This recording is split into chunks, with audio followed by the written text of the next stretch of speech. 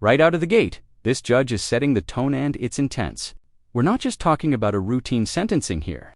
This is a repeat offender, a pattern of behavior, and a court that's clearly reached its limit. The real question is, did those 24 days behind bars actually change anything? Or are we about to watch the system escalate things to the next level?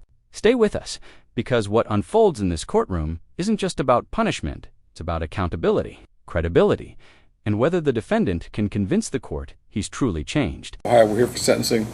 Has everyone had an opportunity to review the pre-sentence investigation? Yes, Your Honor. Yes, Your Honor. Ms. Nicholson, anything on behalf of... Conduct that has not been altered by previous consequences. He has convictions in May of 2019, May of 2023. He had the offense, which is now a conviction, in November of 2025 in Lebanon Municipal Court that occurred days after being arraigned, in this case, in the lower court, where he was given no bond and was walked in on the warrant. A bond was not set, and days later he committed the offense that was charged out of Lebanon Municipal Court. His record shows that he had been off probation just over 2 weeks out of the Brown County case when he committed this offense. I think the statements made in the pre-sentence investigation show a complete lack of accountability on his part, taking responsibility for his conduct. And based on all of that, the state would be asking for the maximum period of incarceration. The court is not required to impose community control in this case, and I believe the defendant's history shows that he is not amenable or appropriate for community control. Additionally, if the court were to find that community control is appropriate, we would ask that he have a no contact order with the South Lebanon Starbucks so that the victim can go to work and have some peace of mind. Additionally, in further looking at the jail time credit, I believe he is entitled to 4 days of jail time credit in this case. He walked in. This is a textbook prosecution strategy. Build a timeline, show a pattern, and hammer the idea of no accountability. Notice how the state isn't just focusing on this single incident.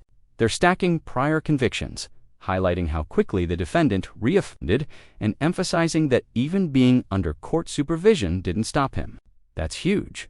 In sentencing, judges look for patterns, not promises. And right now, the prosecution is painting a picture of someone who simply hasn't learned. What do you think should repeat behavior outweigh claims of change? On the warrant and was given no bond no bond was set in the Warren County Court, and he was never taken into custody. He was arrested on November 2nd for the Lebanon Municipal Court case. At his arraignment on November 21st, in the Common Pleas Court after indictment, he was issued a cash bond out of this case, which he then posted and was released on monitor on November 25th. And so he was not held on any bond related to this incident until November 21st of 2025. All right, thank you. Anything from probation? Nothing further, Your Honor. Mr. Ernst? Yes, Your Honor, I appreciate that. So I've been in pretty constant contact with Stefan since this happened. He did do jail time, whether there's credit or wherever it happened. It did create within him a change, Your Honor, and it's kind of as follows. If you recall, in this case, we did ask to modify his release to allow him to go to work. He is employed at PAX here in town, and he got with child support. He has a 7-year-old son that he's current on child support. They have worked with him to allow him to become employed, and he's current there. Some things that adversely affected him during this time, and particularly during the time he was incarcerated. Up till now, he's not been able to see his 7-year-old son, and his mother of his child is not against him. She's not filed anything. He has been without now for 4 months. The ability to participate in the sports that he was doing before this happened. He's become involved as he's able to with Faith Building Church here up by the Y. He's really stressed to me a need to further that with being able to go to church to develop the community. He's researched these things. He has, throughout this event and what's happened here, there has been a change that he has stressed repeatedly he will engage in counseling. Those four things, I think, are something that's different than what's happened to him before, where he has made a decision in his mind that he needs to address this and will follow any recommendations you make. This has had a deprivation of his ability to help raise his son. That hurts. We respect everything that's been said to you today. I think his reaction right now is that he's sorry for what's happened. He'll tell you. But he has made some changes, and he's tried to be as responsible as he could with these other things that he realizes he's jeopardized right now. Therefore, we're hoping you'll give him a chance to show you that he can address this. And I believe he supports me in what I just told you. Is that right, Stefan? Yes, sir. Now here comes the defense, and you can see the shift there, trying to humanize him. Employment, child support, faith, family, these are all classic mitigation factors, meant to show stability and growth. But here's the catch. Judges hear this all the time. The real challenge isn't listing positive steps, it's proving they're meaningful and sustained. The defense is essentially asking the court for another chance, but with this kind of record, is that realistic? Or does this come off as too little, too late? Mr. Scott, is there anything you'd like to say before I pronounce sentence? I just would like to say I'm sorry. I've been trying to change. I haven't been able to go back to church, and I think that I just been every night I think about this. It's always on my mind. I know the pain that I caused. I just want to make it right, and I'm so sorry. The court has considered anything else? I'm sorry, I didn't mean to interrupt you. I don't want to continue to live a life of sin. I'm better than that. I know I am. I haven't seen my son in 4 months, but the consequences of my actions. I just want to make things right and be there for my son, and I just don't want to let any more people down. The court has considered the statements made here today, the pre-sentence investigation, the purposes and the principles of sentencing, the relevant seriousness. This is the emotional core of the case. The defendant finally speaks. And you can hear the remorse, the regret, the focus on faith and family. But here's where it gets tricky. Courts don't just evaluate what you say, they evaluate whether it lines up with your past actions. Apologies are powerful, but only when they're backed by consistent behavior. Do you believe him here? Or does his history make this apology harder to trust? Some recidivism factors. Mr. Scott, I read the statement that you gave during your pre-sentence investigation. Do you want to explain that to me? I'm sorry, sir. The written statement that you provided to court services during your pre-sentence investigation. I want you to reconcile that, what you said in that statement to me, to what you're saying now. Yes, sir. I have a bad case of eczema. I'm not blaming it on eczema. It was my actions. I took the food and I immediately left. I was embarrassed. My face was plastered all over Facebook and Instagram. Again, I don't understand what the eczema has that you've been caught. I just wonder how many times that you've done it and the person was too embarrassed to even come forward to. The person that you claim to be now standing before me, you need to reconcile that to me because right now my mind's going, well, this is the fourth time you've been caught. I'm guessing you've done it, people that drive drunk and get caught, and that's not the first time they did it. It's the first time they get caught. People stealing. It's never, you don't get caught every time you do something. So you try to reconcile with what the person that you're trying to represent to me today, reconcile that with the person that is in this report. I'm trying to understand, like, what are you trying to... Well, you're trying to represent yourself that, that, hey, it's a wake-up call for me. Okay, I understand. I got the message, Judge. This will never happen again. It that's pretty hard to believe. No, sir, I understand what you're saying, sir. Okay, now I'm going to give... I don't go to jail like that. I don't go to jail at all. And here's the turning point. The judge is no longer just listening, he's testing credibility. This is critical. When a judge starts comparing statements, questioning inconsistencies, and pushing for explanations, It means they're not convinced. That eczema explanation? It clearly didn't land. Instead, it raised more doubts. Judges are trained to spot deflection, and right now, it feels like the court is digging deeper into whether this is genuine accountability or just another excuse. I got locked up for those 24 days. I've seen so many things. I was already a believer, but when I went into jail, the people that surrounded me with, the people that I've seen in church, the famous people that came and talked to us, gave me cards and little things that I could take with me on the outside to keep it together when I'm on the outside. So while I was in there, I formed prayer groups every night. It took a while to do that, but I feel like that was a calling. I feel like that the Lord put me in there to wake me up. That was my wake-up call. He was with me the entire time I was in there.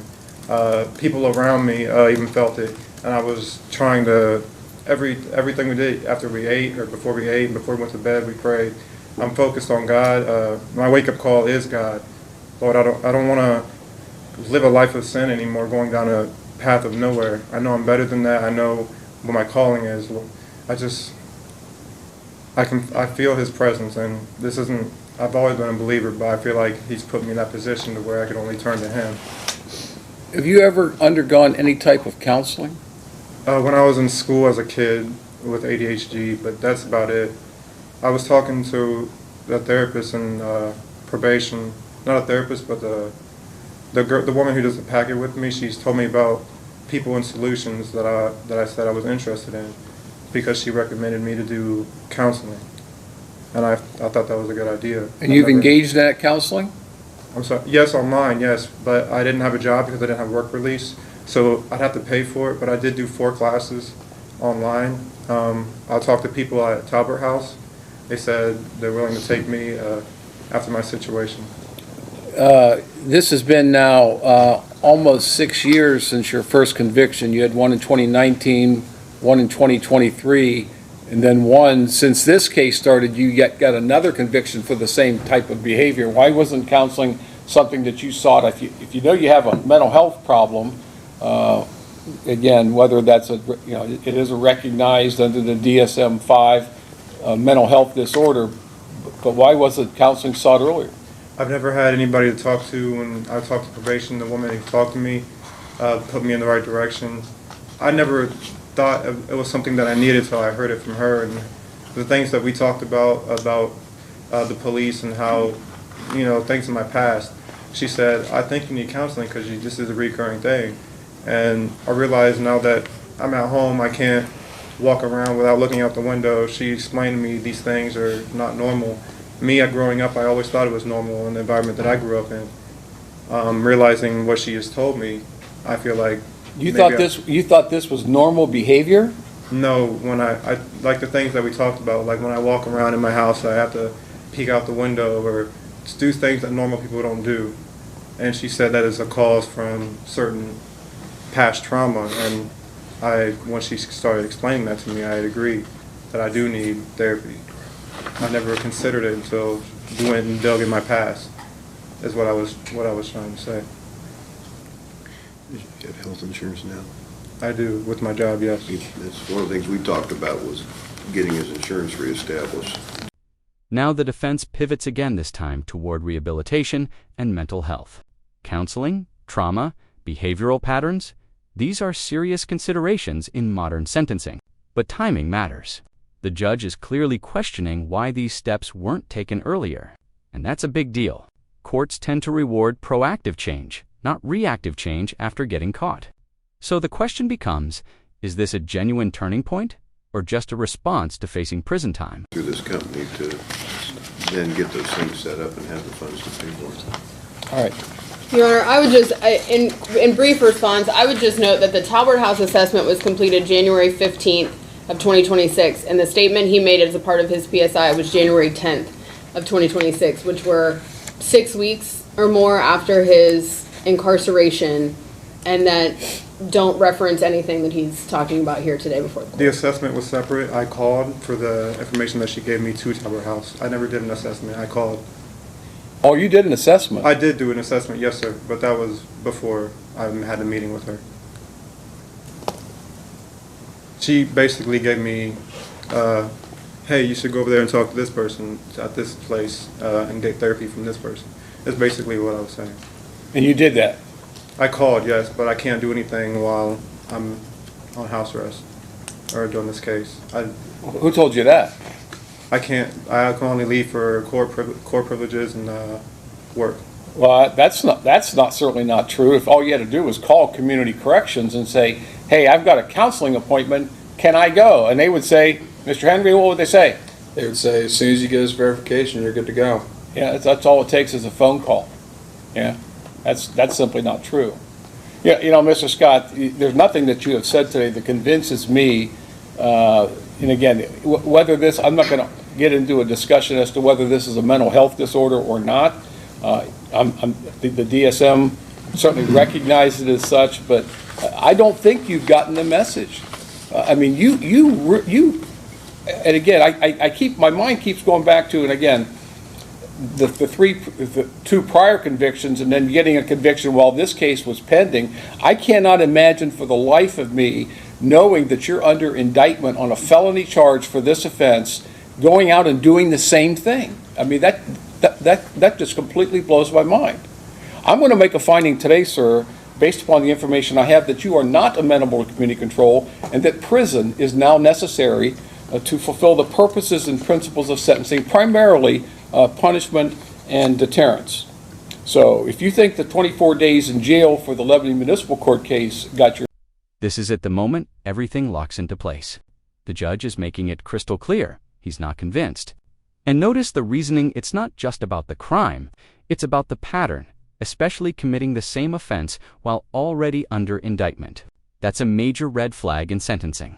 At this point, the judge isn't weighing options anymore. He's decided that community control isn't enough.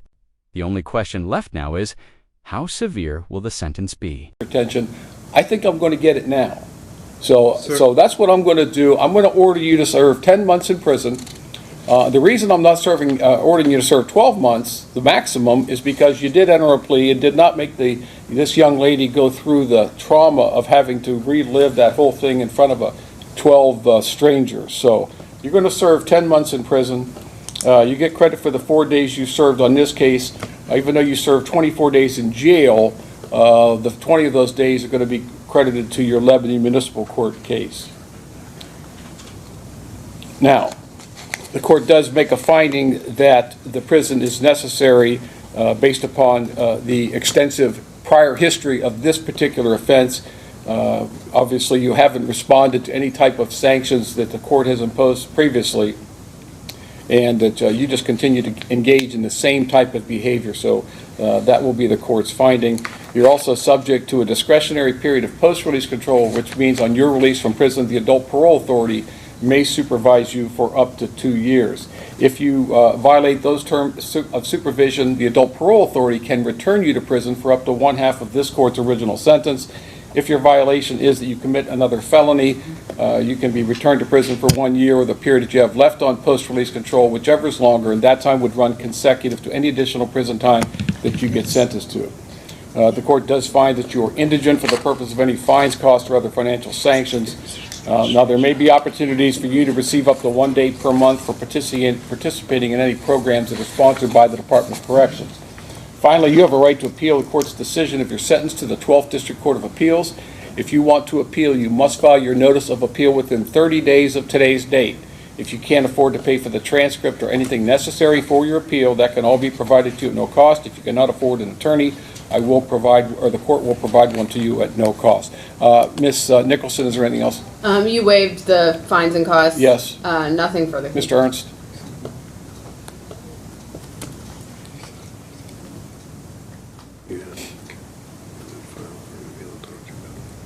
No, Your Honor.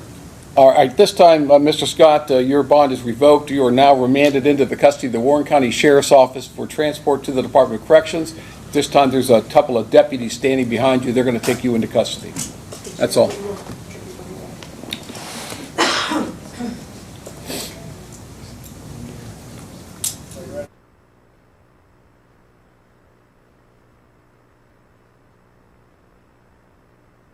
And there it is, 10 months in prison. Not the maximum, but still a significant sentence. The judge balanced one key factor, the guilty plea, against a long pattern of repeat behavior. This case highlights something crucial in the justice system. It's not just about what you say in court. It's about what your actions have shown over time. Repeated offenses, missed opportunities for change, and lack of early intervention all played a role in this outcome.